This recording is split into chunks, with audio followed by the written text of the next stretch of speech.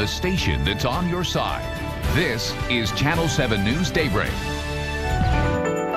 The time now 6:23. May is Stroke Awareness Month. Now, unfortunately, someone dies from a stroke every 4 minutes.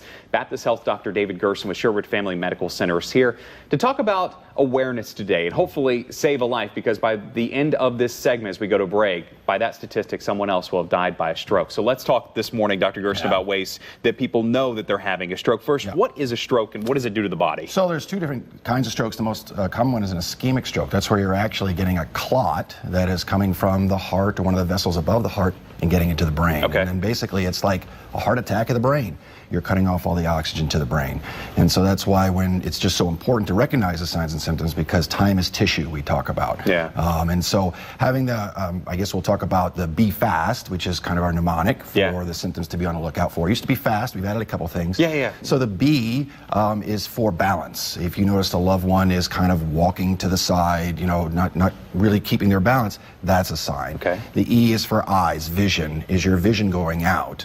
Okay. F is for face. This is the big one. Is there some asymmetry or weakness? If you're not sure, ask your family member to smile, grimace. If you see a asymmetry, if one side is weaker than the other, that's a big sign. Okay.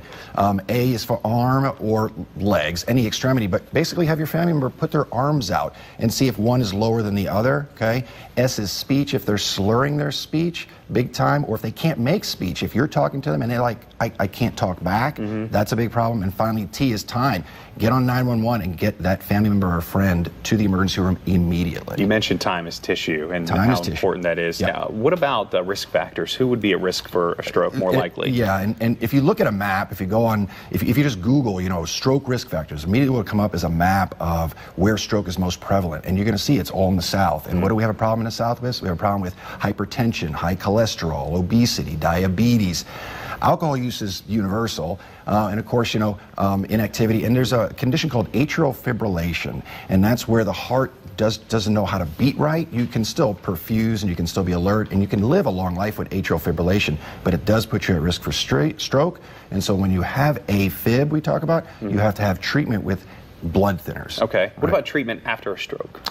Well, if you survive the stroke, okay, the big treatment is, you know, getting rid of those risk factors, okay, and then of course lots of therapy, physical therapy, occupational therapy, speech therapy, those kinds of things, and just eating right, and just thanking the good Lord that you made it through a stroke, because you know a lot of people die from strokes. It's the second leading. It's 170,000 people a year die from stroke. We just mentioned every 4 minutes. It's been about 2.5, so that statistic all too real. Now, the Baptist Health, obviously, you guys have resources to educate the public on this. Tons of resources, and of course your family doctor, whether with Baptist Health or a different provider, we all have lots of resources for you, especially, you know, just to reduce all those risk factors. And then we've got some great programs to help with stroke recovery. Okay, wonderful. Go to Baptist-Health.com, or you can go to the Baptist Health line, 1-888-BAPTIST, and Baptist-Health.com/stroke will take you directly to those resources where you can learn more about how to prevent or how to treat stroke. Thank you so much for coming in, Dr. Gerson. Great to see you as always.